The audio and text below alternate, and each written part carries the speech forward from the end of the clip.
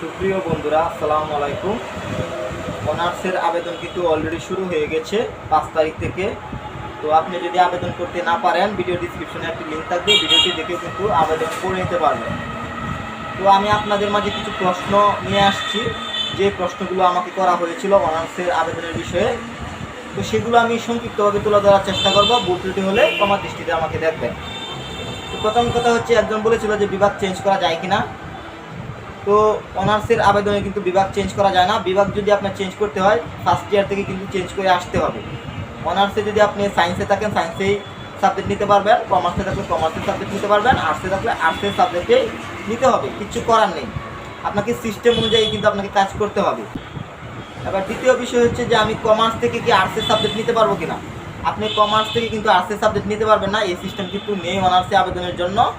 তো আপনার যদি গ্রুপ চেঞ্জ করতে হয়, তাহলে সেটা চেঞ্জ করার সিস্টেম হচ্ছে, আপনাকে ফার্স্ট ইয়ারে যখন আপনি অ্যাডমিশন নেন, তখন থেকে কিন্তু আপনার কলেজ থেকে এই চেঞ্জটা করতে হয়। যারা সায়েন্স থাকে তারা যদি কমার্সে বা আর্টসে আসতে চায় তখন আসতে পারবে, আবার কমার্সে যারা থাকে তারা কিন্তু আবার আর্টসে আসতে পারবে। কিন্তু আপনি কমার্স থেকে এবং কি আর্টস থেকে কখনোই কিন্তু আপনি সায়েন্সে যেতে পারবেন না। আশা করি এতটুকু বিষয় আপনার ক্লিয়ার হয়েছে। এখন আমি আপনাদের মাঝে তুলে ধরবো যে যারা অনার্সের জন্য আবেদনটি করছেন, ফলাফল কিভাবে জানতে পারবেন। দুইটি সিস্টেমে আপনি ফলাফল জানতে পারবেন।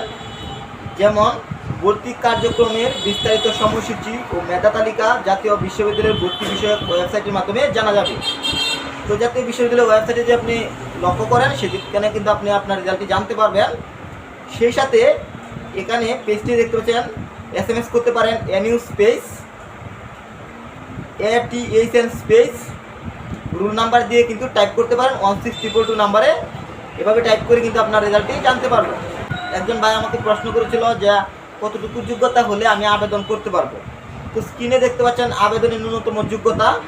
এখানে উচ্চ মাধ্যমিক পর্যায়ের শাখা মানবিক রয়েছে, বিজ্ঞান ও ব্যবসা শাখা রয়েছে, বাংলাদেশ কারিগরি শিক্ষা বোর্ড HSC ভোকেশনাল এগুলো বা ডিপ্লোমা রয়েছে। তো এখানে 2021-22 সালের HSC সমমান পরীক্ষার ন্যূনতম GPA চতুর্থ বিষয়বস্তু সহ 3 মানে 3 পয়েন্ট হলে কিন্তু আপনি আবেদন করতে পারছেন। এছাড়া 2019-20 সালের SSC সমমান পরীক্ষার ন্যূনতম GPA 3, এখানে কিন্তু আপনি 3 হলে কিন্তু আবেদন করতে পারছেন। এবং উভয় পরীক্ষা মিলে প্রাপ্ত ন্যূনতম GPA আপনার প্রথম যেমন মানবিক শাখার জন্য হচ্ছে আপনার 6.5 লাগবে, এবং বিজ্ঞান ও ব্যবসা শাখার জন্য 7 লাগবে। এছাড়াও আপনার দেখতে পাচ্ছেন বাংলাদেশ কারিগরি শিক্ষা বোর্ডের জন্য 7 লাগবে।